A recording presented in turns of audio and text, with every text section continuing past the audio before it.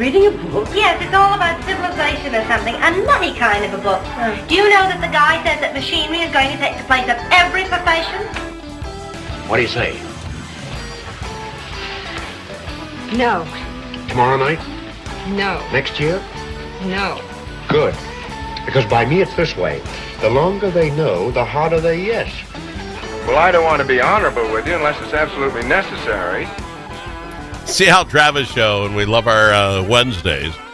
We get Senator Susan Kent on the program, and we call this little ditty Clean Up in Aisle 9 or Yeah But, because we tend to interrupt each other quite a little bit. I invoked your name in the last half hour, so I should tell you what that was all about. Bill Doherty with the Braver Angels of Minnesota, and their whole group is getting both sides together, finding out you don't have to agree with each other, but can get along. Yep. And I likened you and I to that, in that socially you would never hang with me ever in your life. You would not have invited me to a Christmas. Stop it.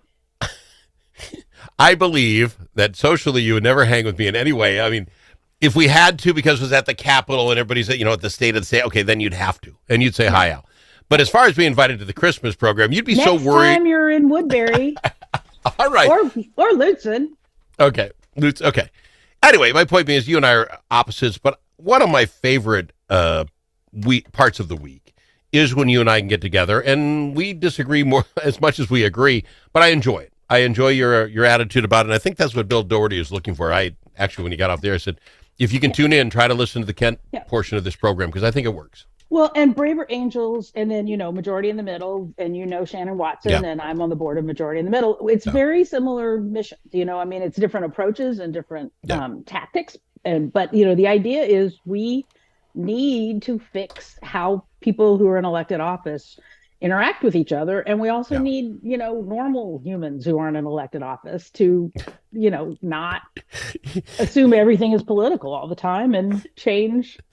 You even say normal people weird, and even the normal ones got to fix. I love that. Anyway, you are correct. Now, I would like to say congratulations to you, myself, the country. Good news, bad news. 100 days of the new administration. Good news or bad news, depends how you look at it. Good news. I'm a glass full, half full kind of an optimist. So we've survived, even if my 401k hasn't. So we can celebrate that. Most of us have survived. And on the other side, let's say it's me, glass half full guy. We've got 1,300 more to go. She just takes a sip of her coffee. All right. Things to discuss. You were out of town, but I presume you at least got a synopsis of it. Your thoughts on the state of the state with the governor. I said on the program, and I don't know if it was you, but I said on the show, if he went after Orange Guy, I thought he was going to be running for president. You could tell. But then he went we talked because it was Wednesday night, or it was it was Wednesday. I was on last Wednesday, but it was brief because you gave my time to Melissa Franzen. Okay, fine. And then there's you can hear the sarcasm. It oozes. It oozes out. There's a little sarcasm on your chin there. I know. But then we got to quit doing visual humor on the radio. Watch it on YouTube. And so the State of the State was on Thursday night, and I already had dinner plans with friends, and so I actually did not watch it live because I have a life now. It's really great. I didn't have to go be in the House chamber. But what I said was, we talked about this, and we had a whole conversation about it, and we disagreed shockingly about whether or not it would be a good thing for him to invoke Donald Trump in the federal policies. And, my view is it is going to impact Minnesota's state budget, which is the main thing that everybody's talking about right now. And so, he did bring it up, and he needed to. Well, and I give him credit in that it was 26 minutes long. Every politician can figure out how to, if you can talk the entire state of the state in 26 minutes, applause by me. Because you don't have to make this the whole night long. Right. Donald Trump, listen. But on the other hand, it was, to me, and I know that he talked Minnesota as well, it was more about Donald Trump and the federal government than the state of Minnesota. So my thought was, if he wanted to go for governor again, he would find those things that are working in Minnesota, the things we can look for, the whole looking forward and how Minnesota is going to go like this, that would have said to me he's running for governor. Now, that being said, I was completely wrong. As soon as he gets done, 2 days later, yesterday, day before, he came out and said that he is in the process of raising money, just in case. It surely looks like he's running for governor, right? Would you agree? He's going to try for third? I mentioned, I think, last week that Richard Karlbaum, who is the new DFL chair, and was most recently a deputy chief of staff, I believe his title was, in the Walz administration. And so, obviously they have a good connection and relationship. Yeah. And, there was a thing that came out last week, I think, where Karlbaum did an interview and he said he thought Walz was running. And I said to you last week, and we've seen more of this during the week, that, the indications are that, and I mean, I think, and I was talking to somebody about this just last night. I mean, I think we're still in the place where things can happen, right? But I think all things staying relatively the same, I think we will hear after session ends that he is going to run for re-election. Is my personal. I'm not a big prognosticator because I admit I don't have a good crystal ball. A lot can happen, but that's what I tend to think is going to happen. But to use a fabulous term we in radio use, the dominoes are starting to fall. We saw, and we talked about it last week. I am in awe with the Democratic Party. They find a horse they like, they keep it. I don't mean to call Angie Craig a horse. Maybe that's a bad. But what I mean by it is she hadn't even declared what she was going to run for, and the Democrats got her $1.2 million and said, right, go get him, girl, whatever you're going to do. And then she comes out and says she's running for Senate. Horse racing was maybe a tour. Please take it for what it's worth. You guys love her. And it shows. Well, she actually is not the favorite with the left wing of the party. And, there are liberal radio hosts that are not big fans of hers because they think she does not actively enough push the far left position. So I understand. But my point is 1.2 million speaks. It says people are behind her. So anyway, she gets it, announces that. I'm like, have you even announced for anything yet? No, don't worry. Just take the money. So anyway, she gets in the game. And that's one thing she was going to be running next year, no matter what, whether for re-election in the House or to run for Senate. So I get it. People who support her are going to give her money and know it'll go to. That's my point. People love her. They didn't care. Senate, go get Senate. Yeah, House, say the House. I don't care. They love her, and I give her. This is not my only thought. She has figured out the Amy Klobuchar, Minnesota nice. Aren't I fun? Her little thing on her 4-wheel drive car, 4-wheeler in the farm. That is her Jeep. I get it. I'm just saying she is Amy Klobuchar light. That's again, Alice, sounds so bad. I'm not trying to be mean, but okay. So she decides she's going to go to the Senate, and now everything is up. Now dominoes are starting to fall. Who wants in what? If governor is going to go governor, and she's taken that. We're going to talk about all the people filling in on that side because now it's a who's who. Can we do that after the break? Sure. She's Senator Susan Kent. It's Clean Up in Aisle 9. But. Achieving your financial goals requires individual planning and a comprehensive approach. At Midwest Money Management, our mission is to provide you with the knowledge, tools, and confidence to feel comfortable financially today and secure about tomorrow. Learn more at MidwestMoneyManagement.com. That's MidwestMoneyManagement.com. Securities offered through JW Cole Financial Inc., member FINRA and SIPC. Advisory services offered through JW Cole Advisors Inc., Midwest Money Management, and JW Cole Financial Inc. and JW Cole Advisors Inc. are unaffiliated entities. Dust from gravel roads and driveways does more than make your car dirty inside and out. It gets down into your lungs, and it's bad for your health. Now there's an environmentally friendly solution for your dust problems. It's called DustLock. DustLock can control all your summer dust problems with just one application. Protect your vehicle and your lungs. Learn more at dustlock.com.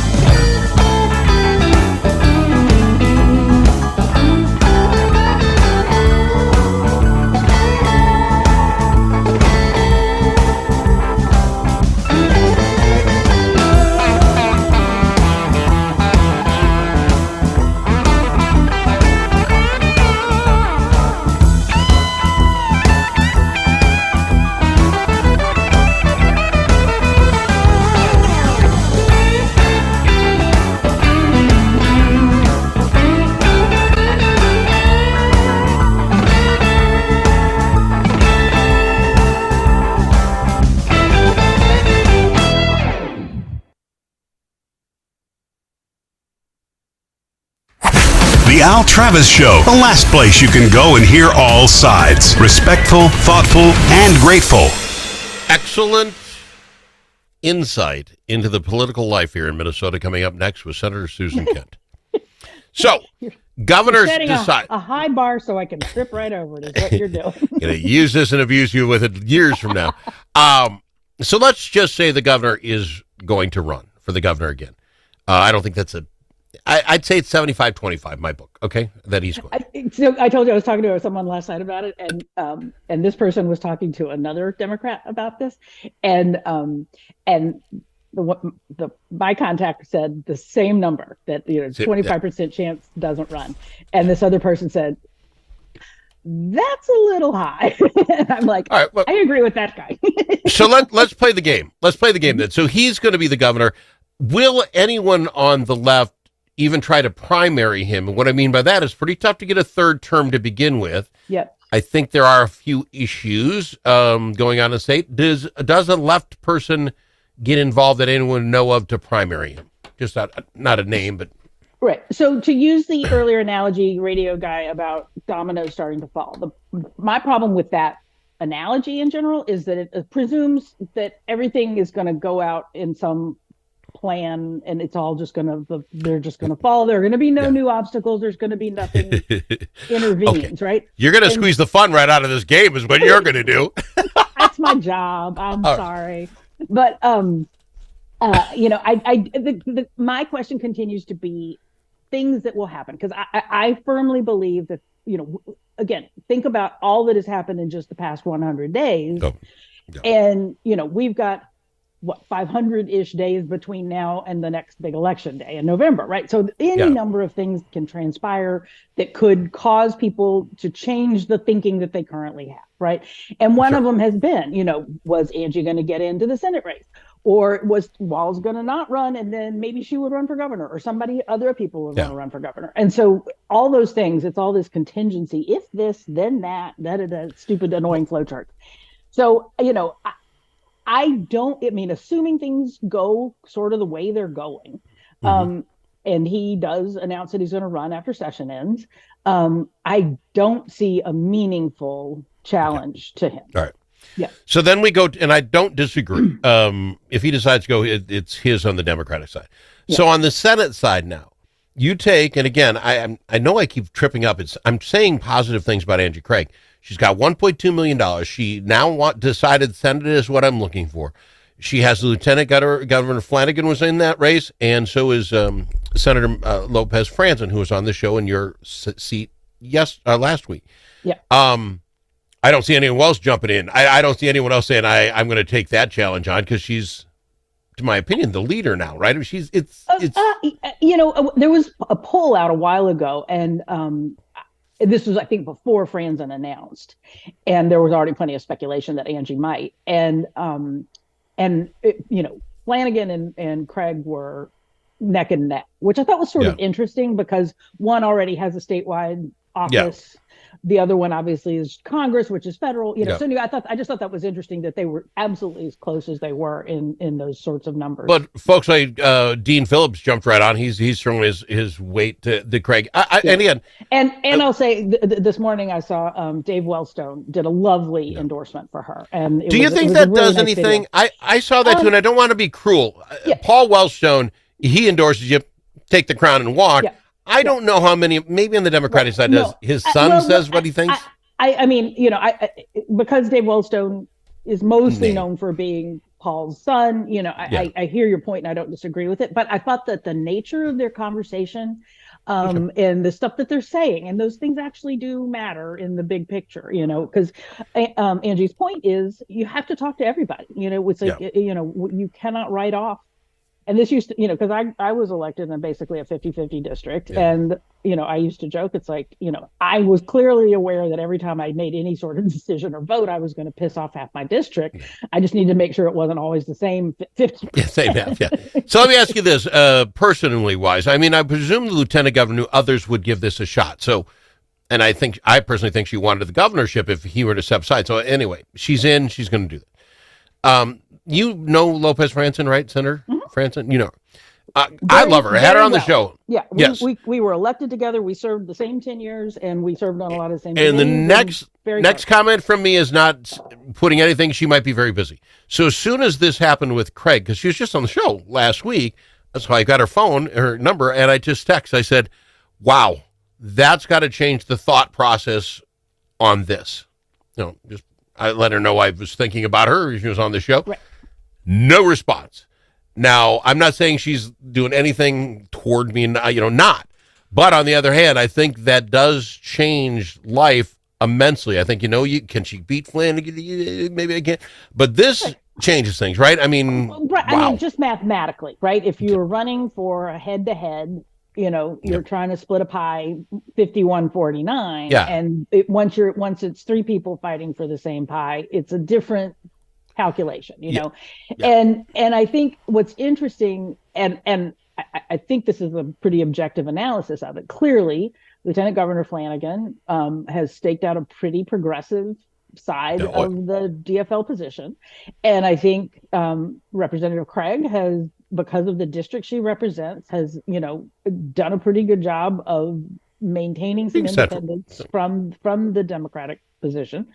And then I think that leaves Senator Franzen, who is also, just like Representative Craig, a business person, and I think it gives her, it's more challenging because essentially she finds herself in the middle, right? Yes, it leaves her very little of the pie left. But that could be an advantage, though, is the thing, right? No. I mean, you can, depending on how you do it, you could. It always comes down to money. Again, Craig's got hers. Craig can tell who she is. I presume the lieutenant governor's going to make hers. Franzen's got to raise now enough money to get a hold of both sides of that argument and say, hey, I'm the one in the middle ground. You've got to pull from both sides. It just makes it a little more expensive if you can get it. It should be an interesting race. But that, again, I love the dominoes falling thing. So now we talk through those two things hypothetically. Well, guess what? A congressional seat in District 2 has just opened up. And now everybody who's anybody. Am I lying? I would get like 5 names already that are like, yeah, they're going to go. Let them get they got to talk to their wives or husbands and find out. But that's going to be a huge race. Very consequential. Can you take a guess? I'm guessing about $40 million for that Senate seat with all the money that'll come in from special interests, that sort of thing. It's ungodly. Oh, that hurts me so much just to think about that. Right. But am I crazy? You do marketing for that. It's going to be in that ballpark. And then you look at a congressional seat with the House the way it is, and now it's opened up. The favorite Craig, who's running away, she's not there. Now it's anyone's game. You're looking at $20-25 million there. Right. You will not turn on a TV in the last few days and hear anything but commercials. And can I just point out that I live so close to Wisconsin that I get their ads? Oh, that's not good. All right. Wow. Make a guy just want to not move there. We got to no one's moving to Woodbury ever again because of that comment. Got to go to break. There must be enough nice things at Woodbury. You live there anyway. Got to go to break. We'll be back with Senator Susan Kent after the big break. There are many ways to explore Alexandria. Some like to experience the outdoors and all the fun winter in Minnesota can provide.